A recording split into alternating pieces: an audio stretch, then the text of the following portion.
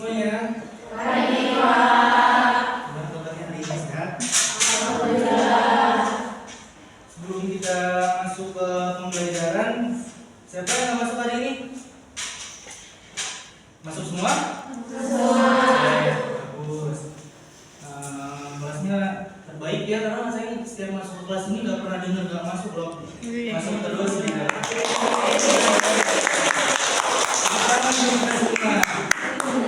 Karena jadi saya semangat gitu loh, kalau teman-temannya semangat, saya pun juga semangat di ngajarnya. Mungkin sebelum kita memasuki pelajaran, apa yang kita pelajari, alangkah baiknya kita berdoa ya. Berdoa agar pelajaran yang diberikan bisa bermanfaat dan bisa diterima dengan baik. Berdoa menurut kepercayaan dan keyakinan masing-masing, berdoa dipersilakan. Berdoa selesai. Oke, sebelumnya ada yang ingat ya tentang materi pertemuan minggu kemarin tentang nilai dan norma kehidupan? Ya, Pak Naila. Nilai adalah salah satu hal yang penting di masyarakat dan norma adalah aturan yang berlaku. Ya, betul. Tepuk tangan dulu dong buat Naila. Terima kasih Naila udah berani speak up. Jadi nilai adalah suatu poin penting dalam kehidupan bermasyarakat dan norma adalah sebuah aturan yang mengatur perilaku dalam bentuk apapun di masyarakat. Norma itu terbagi menjadi dua. Ada norma tertulis dan norma tidak tertulis. Norma tertulis itu seperti undang-undang, dan norma tidak tertulis itu seperti sopan santun. Kurang lebih kayak gitu. Sebelum saya menjelaskan materi kita hari ini, saya pengen nanya dulu, boleh? Boleh. Saya pengen nanya, apa yang kalian rasain ketika kalian berbicara dengan orang lain? Saya Pak, Apa Lintang? saya merasa senang karena bisa berbicara dengan orang lain. Oke, boleh. Saya, Pak. Ajeng, apa? Saya merasa didengarkan, Pak. Merasa didengarkan? Oke, boleh. Satu lagi yuk. Saya Pak, Dea, apa Dea? saya merasa senang lebih dekat dengan teman saya. Oke, boleh. Bukan dong buat izin saya memberikan tanggapan terhadap jawaban-jawaban dari teman kalian. Saya ingin menggarisbawahi bahwa ternyata interaksi itu penting dalam kehidupan sehari-hari. Karena ketika teman kalian merasa senang berbicara dengan temannya gitu, interaksi ternyata membangun sebuah rasa kenyamanan dan keterhubungan. Dan ketika teman kalian merasa didengar oleh orang lain, tandanya interaksi itu komunikasinya dua arah. Ada lawan bicaranya. Dan ketika teman kalian merasa lebih senang dan lebih dekat dengan orang lain, tandanya interaksi itu bisa membangun sebuah hubungan yang lebih positif. Sesuai dengan materi kita hari ini, yaitu adalah interaksi sosial.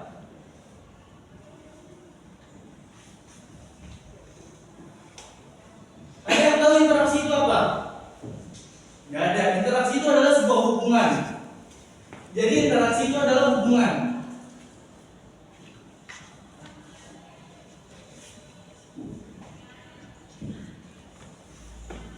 Interaksi sosial adalah hubungan timbal balik antara individu dan individu, individu dan kelompok, atau kelompok dan kelompok dalam kehidupan sosial. Kenapa interaksi itu bisa terjadi? Karena kita adalah makhluk sosial. Interaksi itu terjadi karena kita adalah makhluk sosial. Makhluk sosial adalah makhluk yang tidak bisa hidup sendiri dan membutuhkan orang lain. Jadi gak ada yang namanya seorang introvert aja tuh harus membutuhkan minimal satu atau dua orang teman. Gak mungkin orang introvert tuh benar-benar ngelakuin kehidupannya itu benar-benar sendiri. Gak mungkin sama sekali. Ada dua syarat agar interaksi itu bisa terjadi. Yang pertama itu kontak sosial, dan yang kedua komunikasi. Kontak sosial itu juga dibagi menjadi dua. Ada kontak sosial secara langsung dan kontak sosial secara tidak langsung. Apa sih perbedaan kontak sosial secara secara langsung dan tidak langsung tuh, kontak sosial secara langsung tuh kayak apa yang sekarang kita lakuin. Kita yang lakuin sekarang ini adalah sebuah interaksi. Kamu tatap muka dengan saya, berbicara dengan saya, itu kontak sosial secara langsung. Lalu kontak sosial secara tidak langsung itu apa?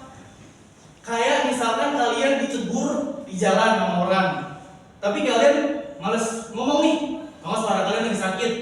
Halo, misalkan halo Nabila responnya ya halo gitu, kayak cuman gestur tangan aja gitu, kontak fisik, gestur tubuh aja, itu namanya komunikasi kontak sosial secara tidak langsung.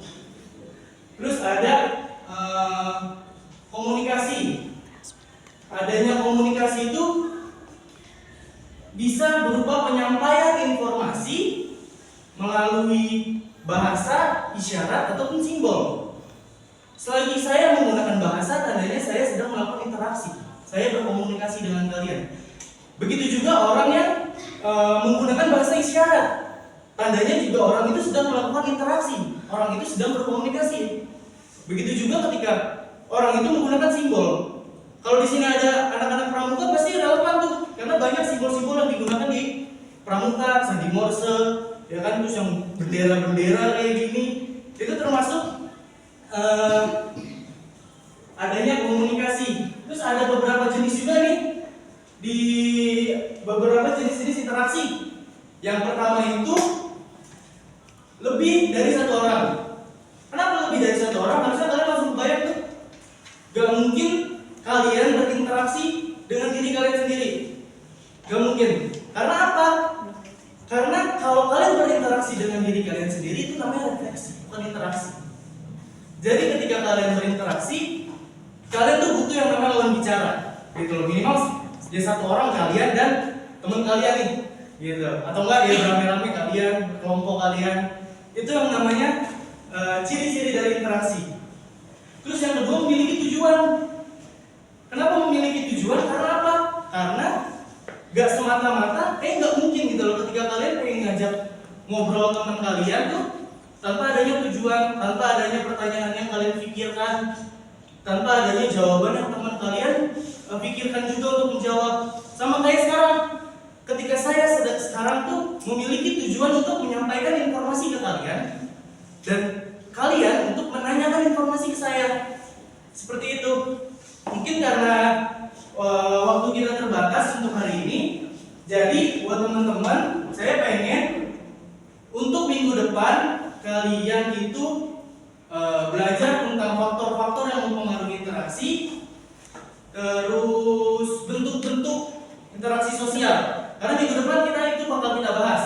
Nah, sebelum kita tutup, kira-kira ada yang mau ngasih kesimpulan nggak dari apa yang kita pelajari hari ini? Saya, Pak. Ya, boleh Rika, silakan. Jadi interaksi adalah sebuah hubungan antara individu dan kelompok. Interaksi juga memiliki syarat kontak sosial dan komunikasi. Ya, betul. Tepuk tangan dulu buat Rika.